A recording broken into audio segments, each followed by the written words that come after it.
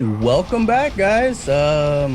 Feeling a little lonely here with Steve out doing his own little spotlight on a lesser known movie that he likes, and I will be doing Army of the Dead because Steve didn't want to do it. So here I am on my lonesome. So, but hey, whatever. His loss because guys, to me, summer blockbuster season officially kicks off with this movie.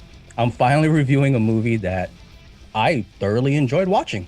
What a shocker. Since the past 3 weeks, it's been stinkers. So nice change of pace. And yeah, we're going to keep on rolling with the year of Zack Snyder with his success in Justice League, the Snyder Cut. And here we are now with Army of the Dead. And it's cool. It's pretty cool because we've been kind of quiet on the zombie movie front. And it's pretty cool that Zack Snyder came back to the genre that, shoot, it pretty much skyrocketed his popularity with his excellent remake of the Dawn of the Dead, literally one of my favorite zombie movies till today.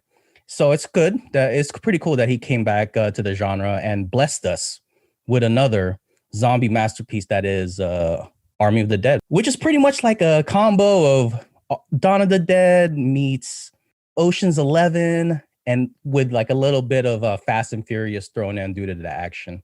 It's a cool take on the genre. It follows a ragtag group hired to do a heist of a casino vault containing $200 million in the zombie kingdom that is now Las Vegas, which is another cool twist because that zombie kingdom has a hierarchy of zombies. It's not just mindless zombies right now. It has the alphas, which are like the fast, like smarter zombies, and then the more traditional shamblers, which is the slower zombies that we all know that take pretty much the directions of the alphas, and which is a cool little twist on it. And then this all happens in Vegas, which is another cool twist because they were able to contain and quarantine Vegas while the rest of the world is normal. So it's pretty much whatever. It's true. Whatever happens in Vegas stays in Vegas, even the zombie apocalypse. So there you go.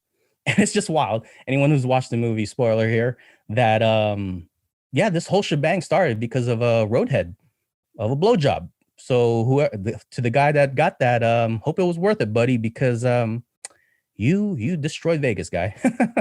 But guys, I thoroughly enjoyed this movie. Loved it. And with the past year that we had, a year and some change, it's good to finally watch a movie that's just literally just pure escapism. It's not a typical like George Romero zombie movie that they try to like intertwine like social commentary and like all that. No, no, that's all out the window. This is just a fun movie. Everything that you would want to see in a Zack Snyder zombie movie. It has great action sequences, hyper stylized, slow-mo, lots of gore galore. It has a freaking zombie tiger. It has a banger of a soundtrack. Love the soundtrack on this movie. And yeah, even but guys, the opening credits, the opening sequence, if it doesn't go down as one of the greatest opening sequences in movies, it has to go down with at least being the most jam-packed. Because the opening credits literally shows the background of all that happened in the past to get to the point where they are now in literally 10 minutes. So that's pretty awesome. Go, if you haven't watched it yet, go watch it and then come back and agree with me.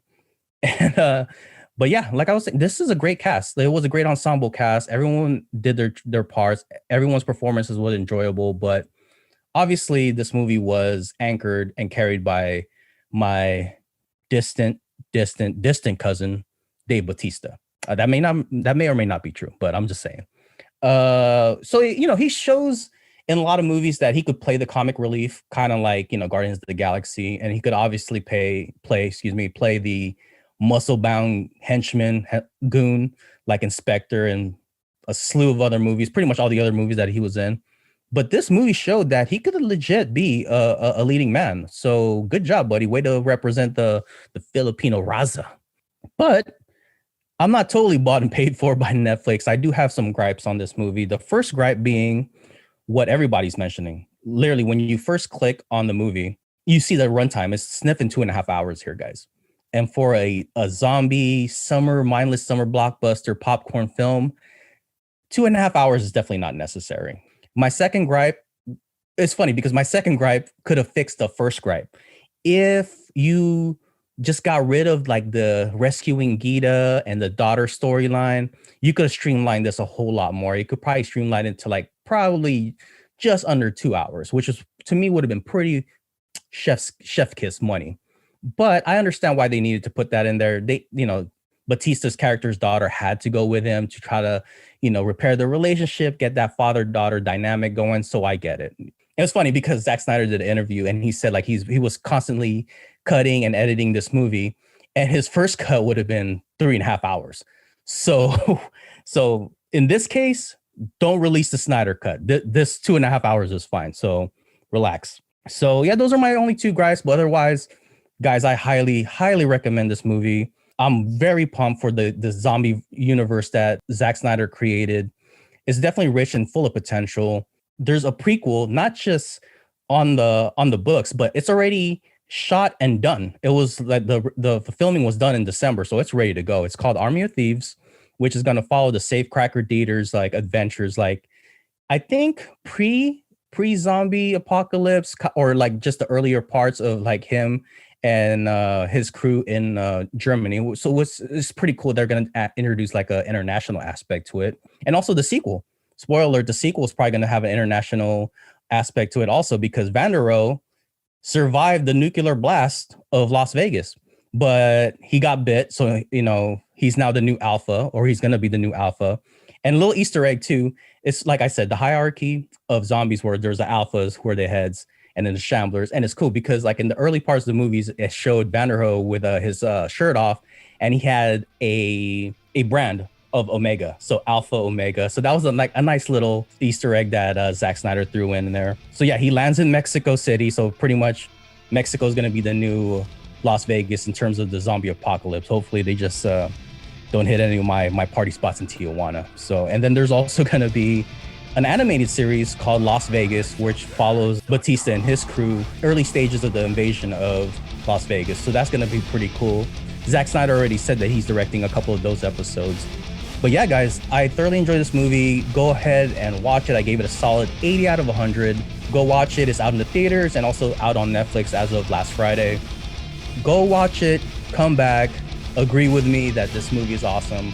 I put it in top 10 of my zombie movies. If not top 10, then maybe the outer fringes of top 10 zombie movies of all time. And, hey, drop a like, drop a comment for the algorithm. And if you're definitely enjoying the content, hit us with a subscribe. We're throw us a bone here. So until next time, guys, go watch Army of the Dead, and then have a great night.